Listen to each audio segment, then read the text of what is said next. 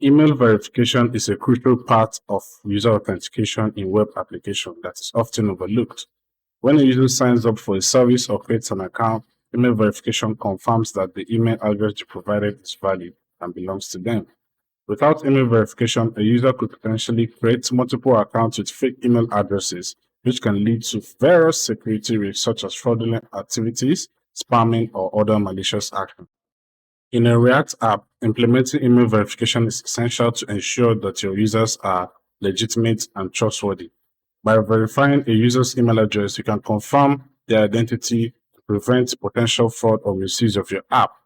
The process of email verification in a React app involves several steps, from collecting user information to sending verification emails and activating users' accounts.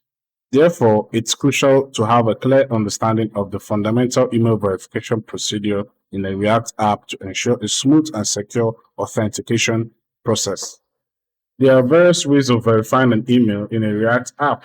Basically, we summarize the steps in your slide as you're seeing on your screen. First of all, the user submits the email address and other registration information. You can create a form in React app that helps you to collect those information from the user. The second, the app sends an email verification link to the user's email address.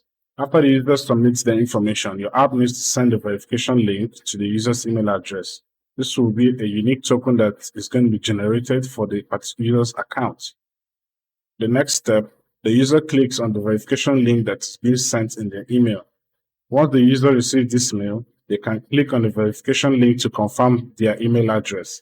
The link should take the user to a verification page on your app that confirms the email address and activates their account.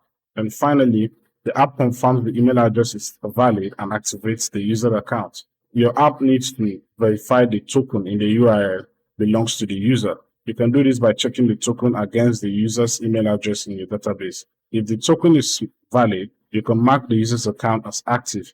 In our own scenario, we will change the is verified to true, which is a Boolean value.